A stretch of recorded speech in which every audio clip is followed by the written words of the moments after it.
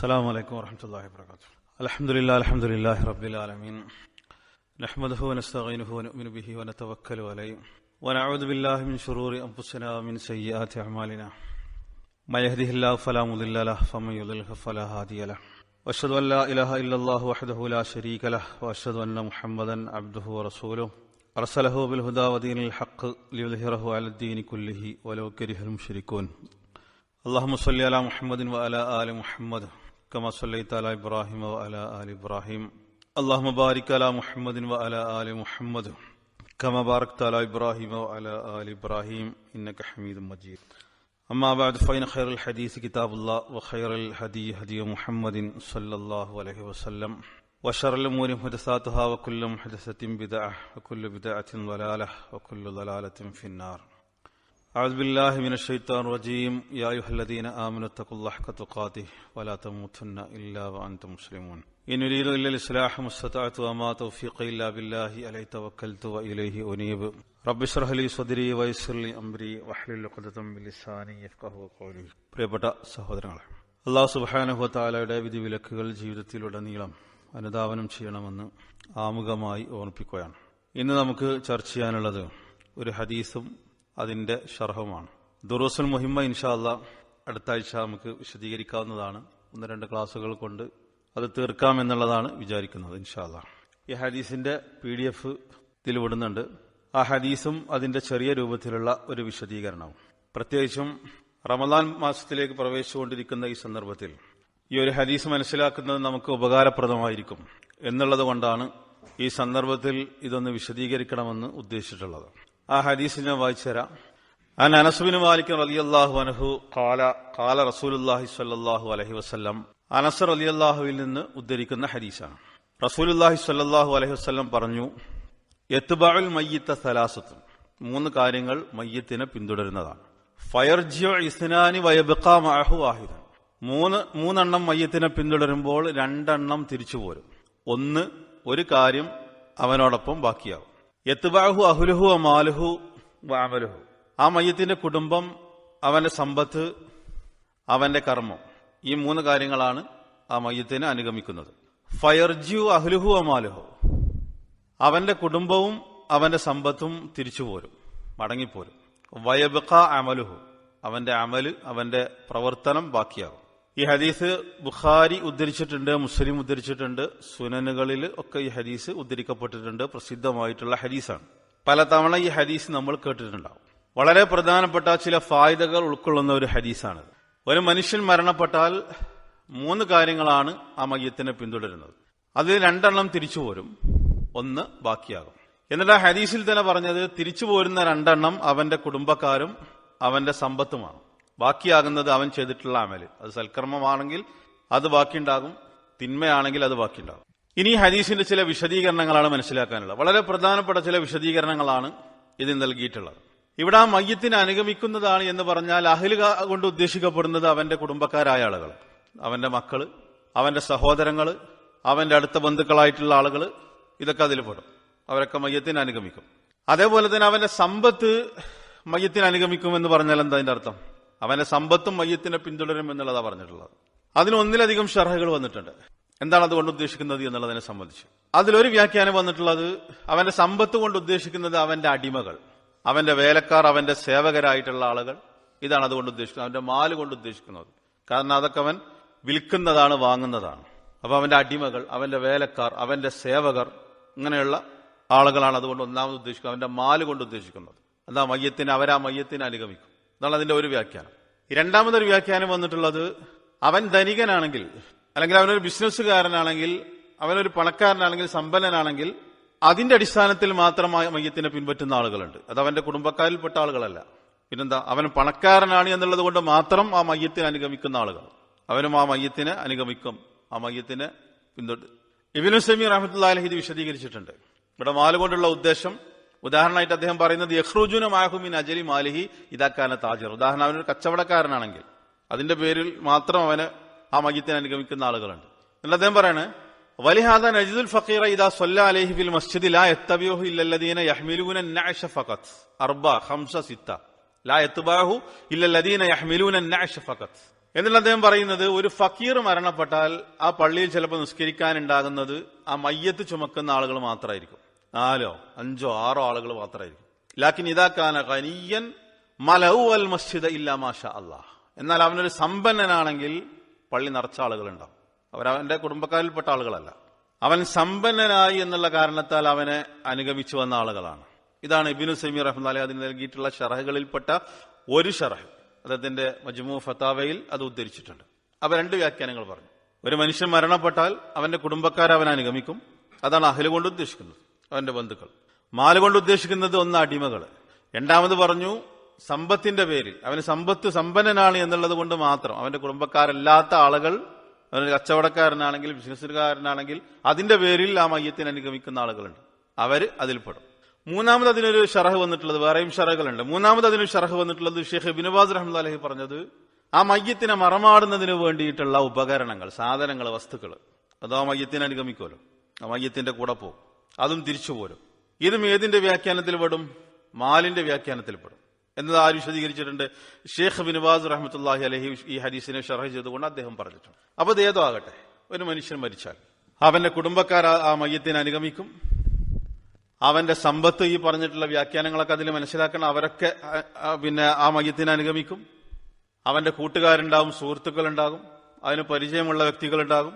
അവൻ ജോലി ചെയ്യുന്നവനാണെങ്കിൽ ജോലി ചെയ്യുന്ന ആളുകളുണ്ടാകും, മുദിയറാണെങ്കിൽ അതുമായിട്ട് ബന്ധപ്പെട്ട ആളുകളുണ്ടാകും. ഇവരൊക്കെ ആ മയ്യത്തിനെ അനുഗമിക്കും. അപ്പൊ അഹ്ല്, മാല്, ഈ 2 കാര്യങ്ങൾ പറഞ്ഞു. പിന്നെ പറഞ്ഞത് അമല്, അവന്റെ പ്രവർത്തനങ്ങൾ. അതിൽ 2 പെടും, ഖൈറായതും പെടും, ഷർറായതും പെടും. എന്നിട്ട് പറഞ്ഞത് ആ 2 തിരിച്ചു പോരും. അവന്റെ അഹ്ലുകാര് തിരിച്ചു പോരും, അവന്റെ സമ്പത്തും തിരിച്ചു പോരും. ബാക്കിയാകുന്നത് അവന്റെ അമല് മാത്രമായിരിക്കും. ഇതാണ് ഹദീസിന്റെ ആശയം. അപ്പൊ എന്താണ് അഹ്ലി എന്നുള്ളത് പറഞ്ഞു, എന്താണ് മാലി എന്നുള്ളത് പറഞ്ഞു, എന്താണ് അമല് എന്നുള്ളത് മനസ്സിലാക്കി. ഇത് നമ്മളെ സംബന്ധിച്ചിടത്തോളം വളരെയധികം ചിന്തിക്കേണ്ട ഒരു ഹദീസാണ്. ഇബ്നു തൈമിയ്യ റഹ്മത്തുള്ളാഹി അലൈഹി ഈ ഹദീസിനെ ഷറഹ് ചെയ്തിട്ടുണ്ട്. ഈ ഹദീസിനെ ഷറഹ് ചെയ്തുകൊണ്ട് അദ്ദേഹം പറഞ്ഞിട്ടുള്ള ചില കാര്യങ്ങൾ, വളരെ പ്രധാനപ്പെട്ട ചില കാര്യങ്ങൾ അദ്ദേഹം വിശദീകരിച്ചു. അതിന്റെ ആ പോയിന്റുകൾ മാത്രമാണ് ഞാൻ ഇവിടെ പറയുന്നത്. നമ്മൾ ശ്രദ്ധിക്കാതെ പോകുന്ന ചില വശങ്ങളാണ് അദ്ദേഹം ഇതിൽ സൂചിപ്പിക്കുന്നത്. അദ്ദേഹം പറയുന്നത്, ആ ഹദീസിനെ വിശദീകരിച്ചിട്ട് പ്രധാനപ്പെട്ട ചില പോയിന്റുകളാണ് ഞാൻ വായിക്കുന്നത്. ഈ ആളുകളൊക്കെ അവനെ അനുഗമിക്കും. എന്നിട്ട് യതവല്ല ദഫ്നുക മൻ അൻത അഹബ്ബുൻ നാസി ഇലൈഹി യദ്ഫനുക, ജനങ്ങളുടെ കൂട്ടത്തിൽ നിന്നെ ഏറ്റവും കൂടുതൽ സ്നേഹിച്ച ആളുകൾ നിന്നെ മറമാടും. നമ്മൾ ഓരോരുത്തരും ആലോചിക്കേണ്ട, ചിന്തിക്കേണ്ട കാര്യങ്ങളാണിത്. ജനങ്ങളുടെ കൂട്ടത്തിൽ നിന്നെ ഏറ്റവും കൂടുതൽ സ്നേഹിച്ചതാരാണോ അവർ നിന്നെ മറമാടും, ആ ഖബറിലേക്ക് ഇറക്കും. വയുബഇദൂനകാനഹും, അവരിൽ നിന്നും നിന്നെ അകറ്റി നിർത്തും. നമ്മൾ ഒരുപാട് സ്നേഹിച്ച മക്കളാകാം, നമ്മൾ ഒരുപാട് സ്നേഹിച്ച സഹോദരങ്ങളാകാം. അവർ നിന്നെ അവരിൽ നിന്നും അകറ്റി നിർത്തും, അവർ നിന്നെ മറമാടും. വലൗ അന്നഹും അഅതു അജ്റ, നീ അവർക്ക് കൂലി നൽകുകയാണെങ്കിൽ പോലും, നീ അവർക്ക് പണം നൽകാമെന്ന് പറഞ്ഞാൽ പോലും, അല അൻ തബ്ഖാ ജസദൻ ബൈനഹും മാ റളൂ ബിദാലിക, നിന്റെ ശരീരത്തെ അവർക്കിടയിൽ വെക്കാൻ നീ അവരോട് പറഞ്ഞിട്ട് നീ അവർക്ക് പണം കൊടുത്താൽ പോലും അവരത് അംഗീകരിക്കില്ല. നമ്മൾ വളരെയധികം സ്നേഹിച്ചിട്ടില്ല നമ്മളെ മക്കൾ. പിതാവാണെങ്കിൽ ആ മക്കൾ വളരെയധികം സ്നേഹിച്ചിട്ടുണ്ട് ആ പിതാവിനെ. മക്കളാണെങ്കിൽ ആ പിതാവ് മക്കളെ വളരെയധികം സ്നേഹിച്ചിട്ടുണ്ട്. ഉമ്മയാണെങ്കിൽ നിന്നെ വളരെയധികം സ്നേഹിച്ച ആളുകൾക്ക് നീ പണം കൊടുത്ത് പറഞ്ഞാൽ പോലും കുറച്ചു കാലം ആ ശരീരമൊന്ന് അവർക്കിടയിൽ വെക്കാൻ, ഇത്രകാലം സ്നേഹിച്ച വാപ്പയാണ്, ഇത്രകാലം സ്നേഹിച്ച ഉമ്മയാണ്, ഇത്രകാലം സ്നേഹിച്ച മക്കളാണ്, ബന്ധുക്കളാണ്, അത് നീ അവരോട് ആവശ്യപ്പെട്ടാൽ പോലും അവരത് അംഗീകരിക്കില്ല. അവരത് ഇഷ്ടപ്പെടുന്ന ആളുകളല്ല, അവരത് തൃപ്തിപ്പെടുന്ന ആളുകളല്ല. ഫഖറബുന്നാസി ഇലൈക വമൻ അൻത അഹബ്ബുന്നാസി ഇലൈഹിം, നീ അവരിൽ ഏറ്റവും കൂടുതൽ സ്നേഹിച്ചിരുന്നവരാരാണോ അവരാണ് ഈ കാര്യങ്ങളൊക്കെ ചെയ്യുന്നത്. നിന്നെ കൊണ്ടുപോയി ഖബർ കുഴിച്ച് ആ ഖബറിലേക്ക് നിന്നെ ഇറക്കി വെച്ച് അതിൽ മണ്ണിടുന്നത് നിന്നെ സ്നേഹിച്ചിരുന്ന നിന്റെ പ്രിയപ്പെട്ടവരായ ആളുകളാണ്. അപ്പൊ കുറച്ചു കാലം ഈ ശരീരമൊന്ന് നിങ്ങൾ വെക്കണം, ഞാൻ മരിച്ചാലും എന്ന് പറഞ്ഞാൽ പോലും, അതിന് പണം കൊടുത്താൽ പോലും അവരതാരും അംഗീകരിക്കില്ല. അപ്പൊ ദുനിയാവ് എത്രത്തോളം നിസ്സാരമാണ്. ഒരുപക്ഷെ 50 കൊല്ലം 40 കൊല്ലം നമ്മൾ ജീവിച്ചിട്ടുണ്ടാകും ഈ മക്കൾക്ക് വേണ്ടിയിട്ടായിരിക്കും. നമ്മുടെ അധ്വാനത്തിന്റെ സിംഹഭാഗവും മക്കൾക്ക് വേണ്ടിയിട്ടായിരിക്കും, ഭാര്യയ്ക്ക്, നമ്മുടെ കുടുംബത്തിന് വേണ്ടിയിട്ടായിരിക്കും. നമ്മുടെ പണത്തിന്റെ സിംഹഭാഗവും നമ്മുടെ കുടുംബത്തിന് വേണ്ടി നമ്മൾ ചെലവഴിച്ചിട്ടുണ്ടായിരിക്കും. ആ ആളുകൾ തന്നെ നിന്നെ കൊണ്ടുപോയി മറമാടും. നിന്നെ മറവ് ചെയ്തിട്ട് അവർ തിരിച്ചു പോരും. എന്നിട്ട് വേറെ കുറച്ച് കാര്യങ്ങൾ പറയുന്നുണ്ട്. മാലിന്റെ വിശദീകരണം അദ്ദേഹം പറയുന്നുണ്ട്. ഞാനത് വീണ്ടും ആവർത്തിക്കുന്നില്ല.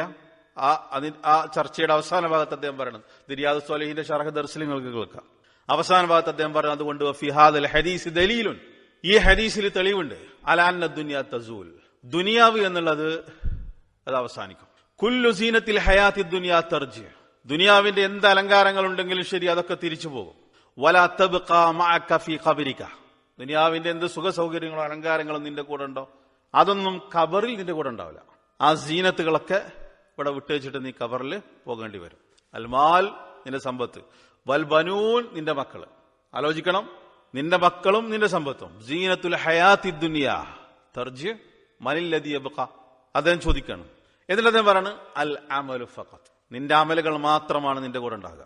നിന്റെ അമലുകൾ മാത്രം. നിസ്കരിച്ചിട്ടുണ്ടെങ്കിൽ, സക്കാത്ത് കൊടുത്തിട്ടുണ്ടെങ്കിൽ, നോമ്പ് നോറ്റിട്ടുണ്ടെങ്കിൽ, ഹജ്ജ് ചെയ്തിട്ടുണ്ടെങ്കിൽ, ഖുർആൻ പഠിച്ചിട്ടുണ്ടെങ്കിൽ, ഹദീസ് പഠിച്ചിട്ടുണ്ടെങ്കിൽ, ഇൽമിന്റെ മജ്ലിസിൽ ഇരുന്നിട്ടുണ്ടെങ്കിൽ, സ്വതക്ക കൊടുത്തിട്ടുണ്ടെങ്കിൽ, അത്തരത്തിലുള്ള പ്രതിഫലങ്ങൾ ചെയ്തിട്ടുണ്ടെങ്കിൽ ആ അമലുകൾ. ഇനി അതല്ല തിന്മയാണെങ്കിൽ അത് ആ അമലുകൾ മാത്രമാണ് ഉണ്ടാകുക.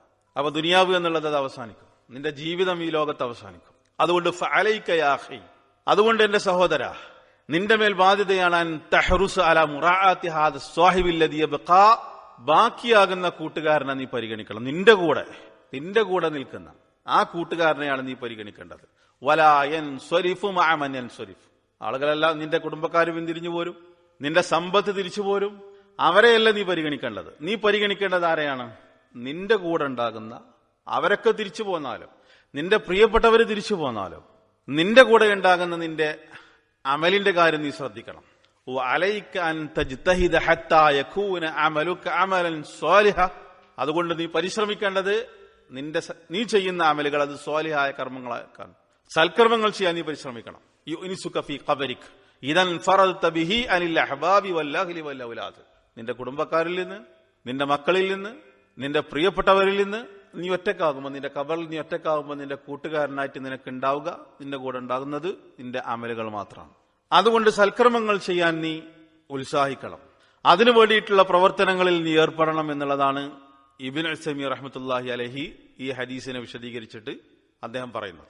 അപ്പൊ വളരെ പ്രധാനപ്പെട്ട ചില നിർദ്ദേശങ്ങളാണ് അദ്ദേഹം നമുക്ക് നൽകുന്നത്. അപ്പൊ ഇതൊരു യാഥാർത്ഥ്യമാണ്, നമ്മൾ നിരന്തരമായി കണ്ടുകൊണ്ടിരിക്കുന്ന യാഥാർത്ഥ്യം.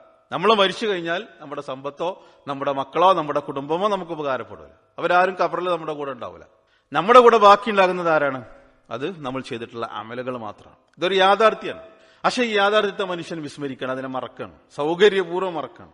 ഈ ഒരു ചിന്ത എന്ന് നമ്മുടെ മനസ്സുകളിൽ നിന്ന് നഷ്ടപ്പെടുന്നോ, അന്ന് നമ്മുടെ ജീവിതത്തിൽ അമൽ സ്വാലിഹാത്തുകൾ ഉണ്ടാവില്ല. ഈ ഒരു ചിന്ത നമ്മുടെ ജീവിതത്തിൽ ഇല്ലാതിരിക്കുന്ന കാലത്തോളം നമുക്ക് അമലുകൾ ചെയ്യാൻ സാധിക്കില്ല. ഈ യാഥാർത്ഥ്യത്തെ നമ്മൾ തിരിച്ചറിയണം. ഷേഖ് ബിൻ ബാസ് റഹ്മത്തുള്ളാഹി അലൈഹി അദ്ദേഹം ഈ ഹദീസ് വിശദീകരിച്ചുകൊണ്ട് പ്രധാനപ്പെട്ട ചില പോയിന്റുകൾ പറഞ്ഞു. അദ്ദേഹം പറഞ്ഞെന്താ വെച്ചാൽ, ഈ ഹദീസ് അദ്ദേഹം പറഞ്ഞു, എന്നിട്ട് പറഞ്ഞു ഫജദീറും ബിൽ മുഅ്മിനി. അതുകൊണ്ട് ഒരു മുഅ്മിൻ ചെയ്യേണ്ടത് അൻ യുജാഹിദ നഫ്സഹു, അവൻ പരിശ്രമിക്കണം. എന്തിനു പരിശ്രമിക്കണം? ഹത്താ തകൂന അഅമാലുഹു സ്വാലിഹ, അവൻ പരിശീലിപ്പിക്കണം. അവന്റെ പ്രവർത്തനങ്ങൾ സൽക്കർമ്മങ്ങളാക്കി തീർക്കാൻ അവൻ പ്രവർത്തിക്കണം. ഹത്താ തൻഫഉഹു യൗമൽ ഖിയാമ, അവൻ ചെയ്യുന്ന സൽക്കർമ്മങ്ങൾ അവന് ഖിയാമത്ത് നാളിൽ ഉപകാരപ്പെടണം. തൻഫഉഹു ഫീ ഖബരിഹി, അവന്റെ ഖബറിൽ ഉപകാരപ്പെടണം. വഫിൽ ആഖിറ, അവന്റെ പരലോകത്ത് ഉപകാരപ്പെടണം. 3 കാര്യങ്ങളാണ് അദ്ദേഹം പറഞ്ഞത്. ഖിയാമത്ത് നാളിൽ ഉപകാരപ്പെടുന്ന കർമ്മങ്ങൾ ചെയ്യണം, അവന്റെ ഖബറിൽ ആ കർമ്മങ്ങൾ ഉപകാരപ്പെടണം, പരലോകത്ത് ഈ കർമ്മങ്ങൾ ഉപകാരപ്പെടണം. എന്നിട്ട് അദ്ദേഹം അമൽ സ്വാലിഹാത്തിന്റെ ചില ഷർത്തുകൾ വിശദീകരിച്ചിട്ട് ആ ദർസിന്റെ അവസാന ഭാഗത്ത് അദ്ദേഹം പറയണം, ഫാഹിലുക വമാലുക മാ യൻഫഅനുക. നിന്റെ കുടുംബം, നിന്റെ സമ്പത്ത്, അത് രണ്ടും നിനക്ക് ഉപകാരപ്പെടൂല. ഇന്നമാ യൻഫഉക അമലുക, നിന്റെ കർമ്മമാണ് നിനക്ക് ഉപകാരപ്പെടുന്നത്. നിന്റെ നിസ്കാരം, നിന്റെ നോമ്പ്, നിന്റെ സൽക്കർമ്മങ്ങൾ, അതാണ് നിനക്ക് ഉപകാരപ്പെടുന്നത്. അതുകൊണ്ട് ഫജദീറും ബിക അൻ തജ്തഹിദ ഫീ സ്വലാഹിൽ അമൽ, അതുകൊണ്ട് നിന്റെ കർമ്മങ്ങൾ നന്നാക്കാൻ നീ പരിശ്രമിക്കണം. റമദാൻ മാസമാണ് വരുന്നത്. നമ്മൾ വളരെയധികം ചിന്തിക്കേണ്ട ഒരു ഹദീസാണത്. നമ്മളൊക്കെ നേരിടേണ്ട ഒരു യാഥാർത്ഥ്യമാണ്, ഒരു സത്യമാണത്. ഈ സത്യത്തെ ഒരാൾക്ക് നിഷേധിക്കാൻ കഴിയില്ല. ഷെയ്ഖ് ബിൻ ബാസ് റഹ്മത്തുള്ളാഹി അലൈഹി പറയുന്നത് ഇതാണ്. എന്ത്? നിന്റെ കർമ്മങ്ങൾ നന്നാക്കാനാണ് നീ ശ്രദ്ധിക്കേണ്ടത്. അതായിരിക്കണം നിന്റെ ഉദ്ദേശം. വഅല്ലാ യകൂന ഹമ്മുക ഇസ്ലാഹു മാലിക ഔ മുറാഅതു അഹ്ലിക്. നിന്റെ ഉദ്ദേശം എന്തായി തീരരുത്? നിന്റെ ലക്ഷ്യം നിന്റെ സമ്പത്ത് നന്നാക്കുക എന്നുള്ളതായി തീരരുത്. നിന്റെ കുടുംബത്തിന്റെ കാര്യങ്ങൾ നന്നാക്കുക എന്നുള്ളതായി തീരരുത്. അപ്പൊ നിന്റെ കുടുംബത്തിന്റെ കാര്യം, നിന്റെ സമ്പത്തിന്റെ കാര്യം മാത്രം നോക്കിക്കാണ്ട് മുന്നോട്ട് പോകുന്ന ആളായി തീരരുത് നീ. അതാകരുത് നിന്റെ ലക്ഷ്യം, അതാകരുത് നിന്റെ ഉദ്ദേശം. എന്നിട്ട് അദ്ദേഹം പറയണേ ഇസ്ലാഹുൽ മാലി ലാ ബാസ്, നിന്റെ സമ്പത്ത് നന്നാക്കുക, അതിന് തെറ്റൊന്നുമില്ല കാര്യമില്ല. അദാഉൽ ഹഖ്ഖി ലില്ലാഹി ലാ ബാസ്, കുടുംബത്തോട് നിനക്ക് ചില കടമകൾ ഉണ്ടാവും, ആ കടമകൾ നിർവഹിക്കുക എന്നുള്ളതും കുറ്റമുള്ള കാര്യമില്ല. ലാകിന്നൽ അമൽ അല്ലദീ ഔജബല്ലാഹു അലൈക, എന്നാൽ അള്ളാഹു നിനക്ക് നിർബന്ധമാക്കിയിട്ടുള്ള അമലുകൾ ഉണ്ടല്ലോ, അഹം, അതാണ് ഏറ്റവും ഇമ്പോർട്ടന്റ് ആയിട്ടുള്ളത്. അവരോടുള്ള ബാധ്യതകളൊക്കെ നിനക്ക് നിർവഹിക്കാം. എന്നാൽ ഏറ്റവും ഇമ്പോർട്ടന്റ് ആയിട്ടുള്ളത് എന്താണ്? നിന്റെ പരലോകത്തിന് വേണ്ടിയിട്ട് നീ ചെയ്യുന്ന കാര്യങ്ങളാണ്. അതൊക്കെ അതിൻ്റെതായ വഴിക്ക് പോകണം. അതിന് കൊടുക്കേണ്ട പ്രാധാന്യം മാത്രം അതിന് കൊടുക്കുക എന്നുള്ളതാണ് ആര് വിശദീകരിക്കുന്നത്? ഷെയ്ഖ് ബിൻ ബാസ് റഹ്മത്തുള്ളാഹി അലൈഹി വിശദീകരിക്കുന്നത്. ഷെയ്ഖ് ഫൗസാൻ ഹഫിളഹുല്ലാ അദ്ദേഹം പറഞ്ഞു, ലൈസ ലക ഫിൽ ആഖിറതി ഇല്ലാ അമലുക, ആഖിറത്തിൽ നിന്റെ അമലല്ലാതെ മറ്റൊന്നും നിനക്കുണ്ടാവില്ല. വലാ അഹദുൻ യുഅതീക ഹസനതൻ വാഹിദ, ഒരു നന്മ പോലും ഒരാളും നിനക്ക് നൽകില്ല. വലൗ കാന മിൻ അഖറബിൻ നാസി ഇലൈക, ജനങ്ങളുടെ കൂട്ടത്തിൽ നിന്നോട് ഏറ്റവും അടുത്തവൻ പോലും ഒരു നന്മ പോലും നിനക്ക് നൽകില്ല. ഫലാ യൻഫഉകൽ ഖരീബു യൗമൽ ഖിയാമ, അന്ത്യനാളിൽ നിങ്ങളുടെ കുടുംബക്കാർ നിനക്ക് ഉപകാരപ്പെടില്ല, നിന്റെ കുടുംബക്കാർ നിനക്ക് ഉപകാരപ്പെടുകയില്ല. ആര് പറയണം? ഷെയ്ഖ് ഫൗസാൻ ഹഫിളഹുല്ല ഇതിനെ വിശദീകരിച്ചിട്ട് പറയണം. ഇതുമായിട്ട് ബന്ധപ്പെട്ട വേറെ ഹദീസുകൾ വന്നിട്ടുണ്ട്, അതേപോലെ തന്നെ വേറെ ആയത്തുകൾ വന്നിട്ടുണ്ട്. ഇതേപോലെ ഒരു വിശദീകരണം ആര് നൽകിയിട്ടുണ്ട്? ഇബ്നു റജബുൽ ഹംബലി റഹ്മത്തുള്ളാഹി അലൈഹി ഹദീസിനെ വിശദീകരിച്ച് പറഞ്ഞിട്ടുണ്ട്. അദ്ദേഹം പറഞ്ഞതെന്താ വെച്ചാൽ, ഇവ രണ്ടുപേരും, ഏത്? നിന്റെ അഹ്ലും നിന്റെ മാലും, ഫഹാദാനി സ്വാഹിബാനി യുഫാരിഖാനിഹി വ യുഫാരിഖുഹുമ, അവരെ രണ്ടുപേരെയും നീ വേർപിരിയും, അവർ നിന്നെയും വേർപിരിയും, സമ്പത്താണെങ്കിലും നിന്റെ കുടുംബമാണെങ്കിലും. എന്നിട്ട് അദ്ദേഹം പറഞ്ഞു, ഫസ്സഈദു, അങ്ങനെ രണ്ടു തരത്തിലുള്ള ആളുകൾ ഉണ്ടാവും.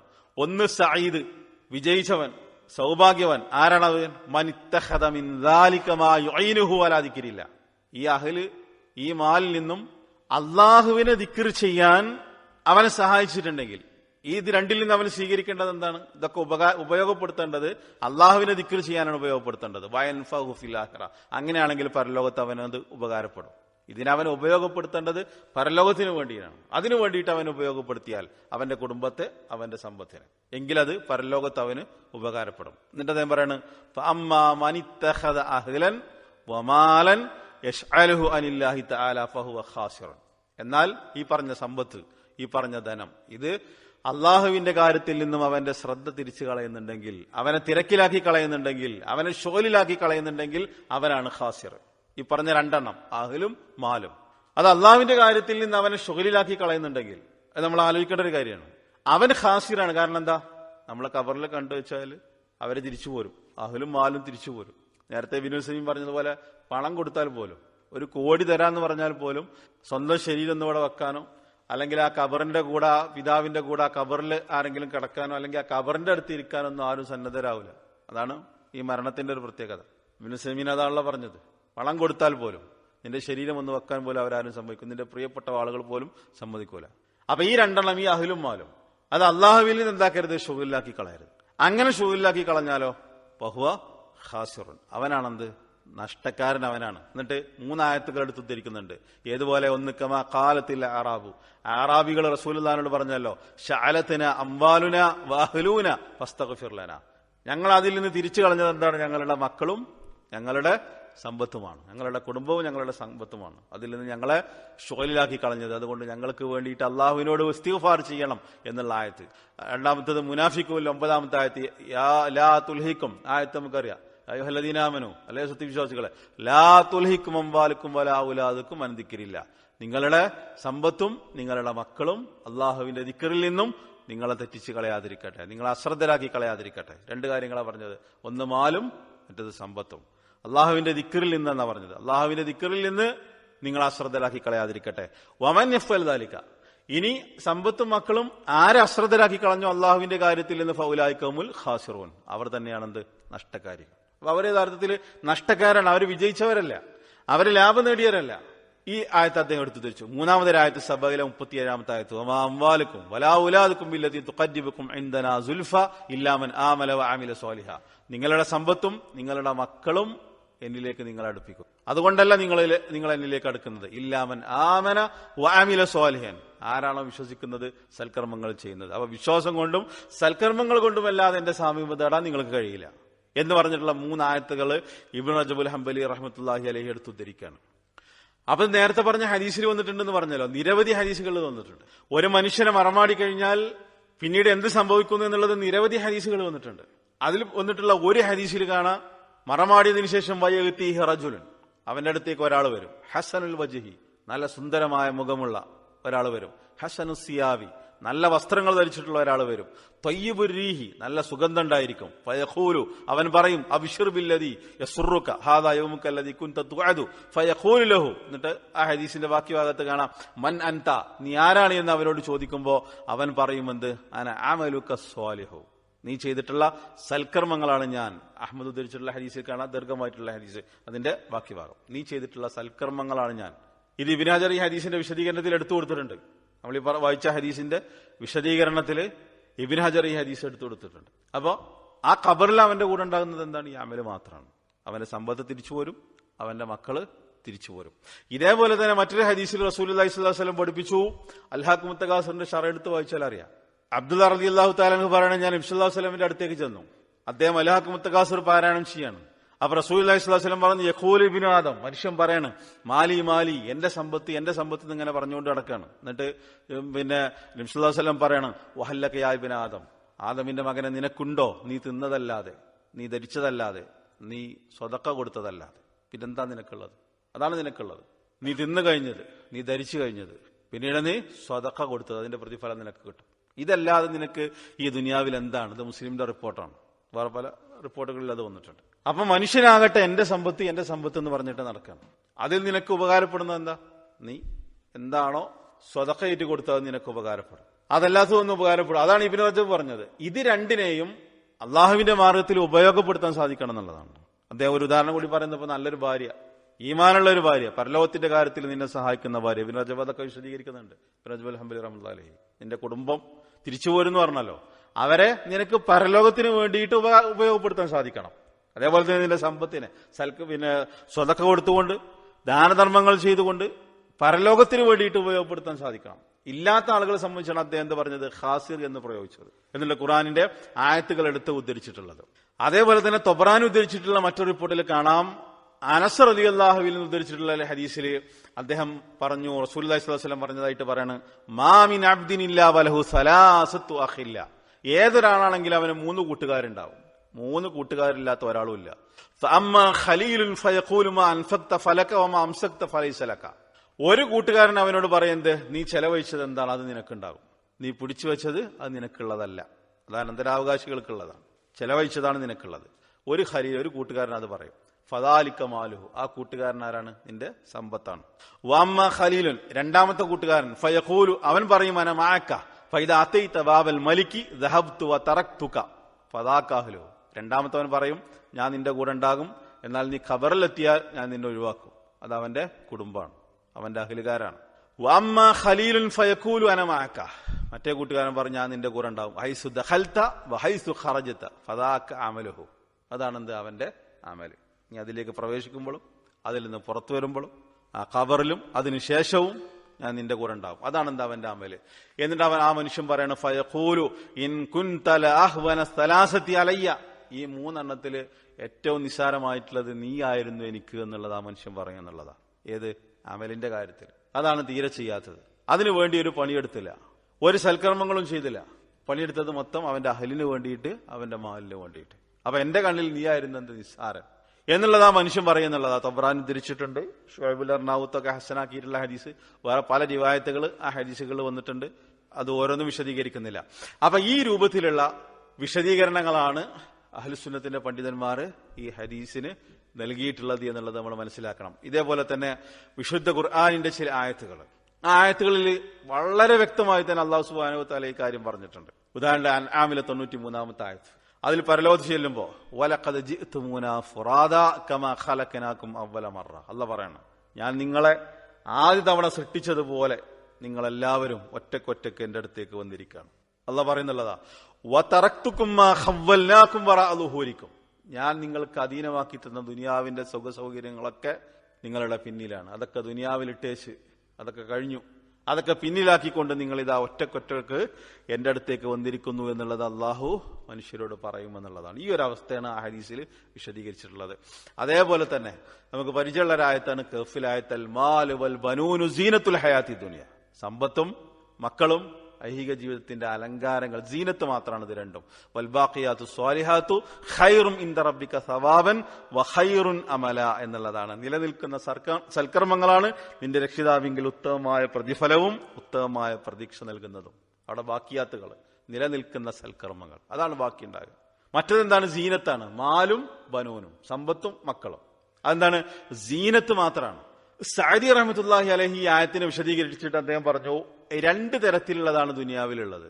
ഒന്ന് നൗഉം മിൻ സീനത്തിഹ, ഒന്ന് സീനത്തിൽപ്പെട്ട ചില കാര്യങ്ങൾ. അതെന്താണ്? യതമത്തഉ ബിഹി ഖലീല, ആ സീനത്ത് കൊണ്ട് ചില സുഖസൗകര്യങ്ങളും ഉപകാരങ്ങളൊക്കെ അവന് കിട്ടും. അത് അല്പം മാത്രമായിരിക്കും, അതുകൊണ്ട് അല്പം അവന് സുഖം എടുക്കും. സുമ്മ യസൂൽ ബിലാ ഫായിദ തഅഉദു ലിസ്വാഹിബി, പിന്നീട് അതിനൊക്കെ വിട്ടേച്ചിട്ട് അവൻ പോകും. അതൊരിക്കലും എന്താണ്, അവന് കാലാകാലം കിട്ടൂല, നിലനിൽക്കുന്നതല്ല. അത് കുറച്ച് മാത്രമായിരിക്കും ആ സീനത്തുകൾ.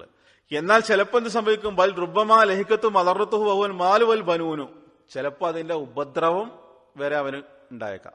ചിലപ്പോൾ അതുകൊണ്ട് ഉപദ്രവം ഉണ്ടാകുക. ഇത് രണ്ടുകൊണ്ടും, മാലുകൊണ്ടും അവന്റെ മക്കളെ കൊണ്ടും. ചിലപ്പോൾ അവന് ഉപകാരം കിട്ടുന്നതിന് പകരം ഉപദ്രവമാണ് ഉണ്ടാകുക. ഇതാണ് ഒരിനം. വലൗൻ യബ്ഖ, മറ്റൊന്നെന്താ വെച്ചാൽ ബാക്കിയാകുന്ന ഒരിനം. വയൻഫൗ സ്വാഹിബഹു അലദ്ദവാമി, അതാണ് ആ മനുഷ്യന് കാലാകാലം ഉപകാരപ്പെടുന്നത്. വഹിയൽ ബാക്കിയാത്ത് സ്വാലിഹാത്ത്, അതാണെന്ത്? നിലനിൽക്കുന്ന സൽക്കർമ്മങ്ങൾ, അതാണ് ആ മനുഷ്യന് ഉപകാരപ്പെടുന്നത്. മറ്റതെന്താണ്? സീനത്ത് മാത്രമാണ്, താൽക്കാലികമായിട്ടുള്ള നമുക്ക് ആസ്വദിക്കാനുള്ള വിഭവങ്ങൾ മാത്രമാണ്, ദുനിയാവിന്റെ അലങ്കാരങ്ങൾ മാത്രമാണ്.